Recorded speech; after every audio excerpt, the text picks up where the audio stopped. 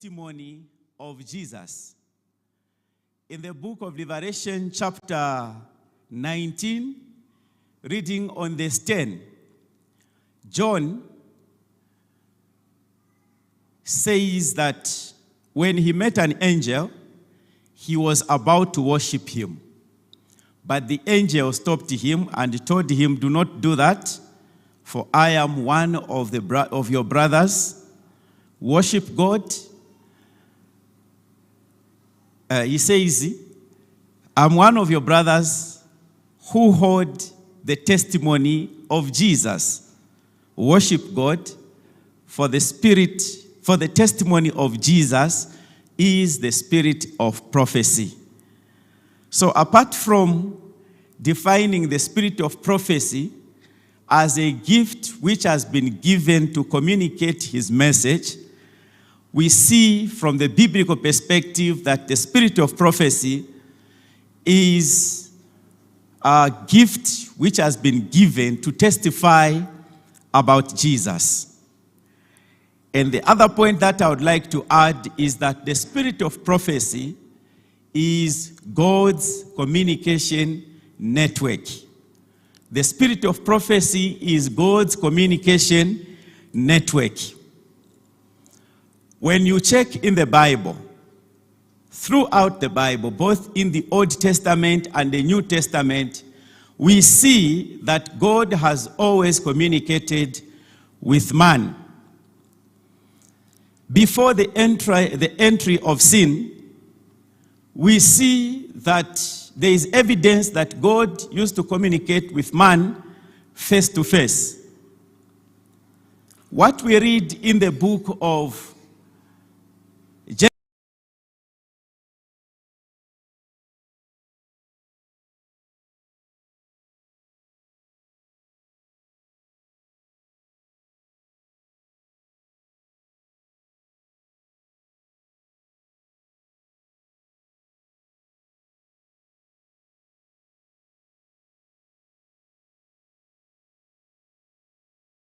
at a time when man, even at a time when we have this account of the four, we see man, or we see God coming to man and looking for him. God asks questions, "Adam, where are you?" And Adam responds saying, I am naked." God continues, "Who told you that you are naked? Have you eaten?" And the discussion continues. The story that we read in Genesis chapter 3, it is not just a fairy tale.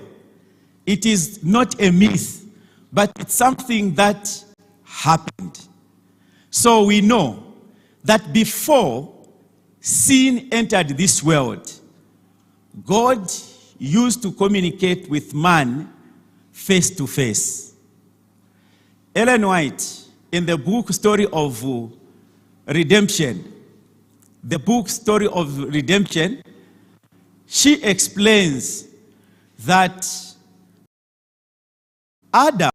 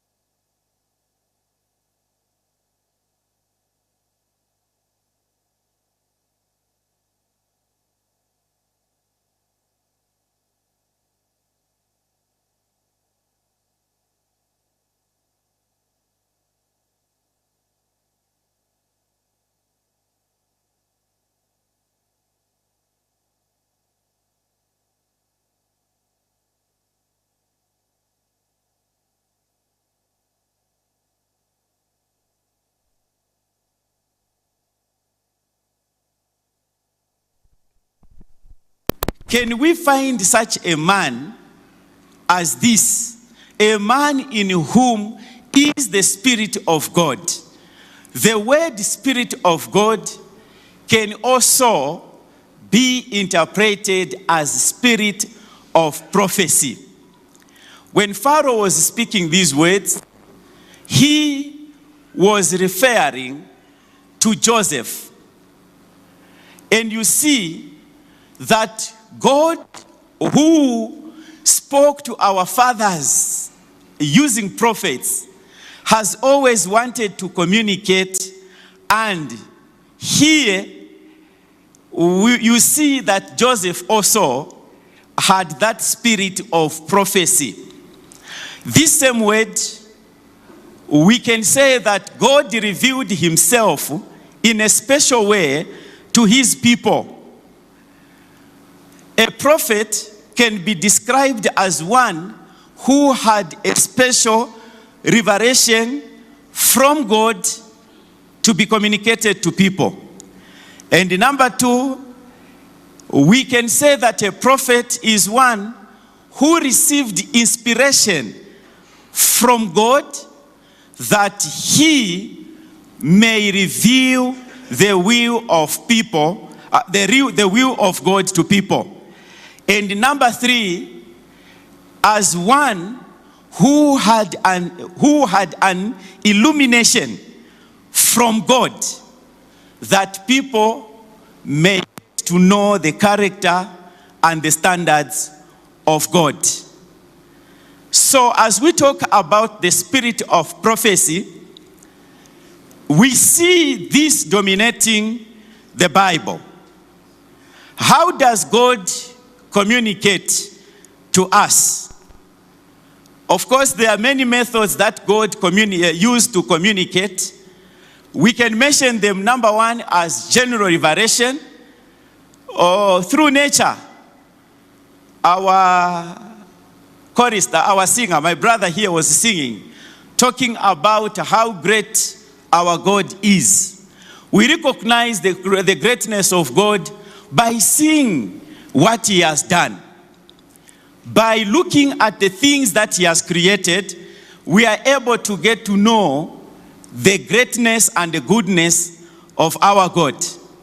The book of Psalms 19, Psalm number 19, this one, tells us that the heavens declare the glory of God, and the firmament shows his handwork.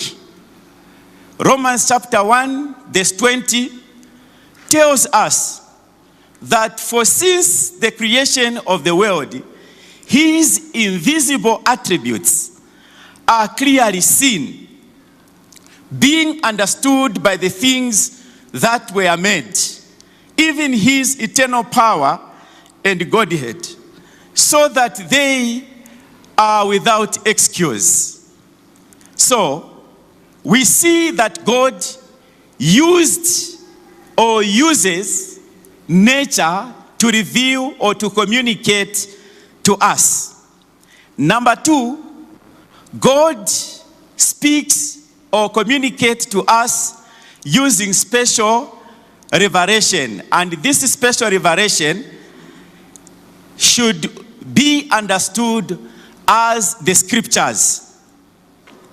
The book of 1 Timothy chapter 3, verse 16 tells us that all scripture was given by inspiration of God, and they are profitable for correction, for reproof, and for instruction. And the verse that we read, that God spoke in times past to our fathers through the prophets, and has spoken to us by his Son. We can see that through what has been written, God has revealed himself to us. And these messages which are written, of course they may talk about certain people, but those people mention how God revealed himself to them and how they had an interaction with him. For example, you have never read about the book of Abraham, but Moses wrote about Abraham.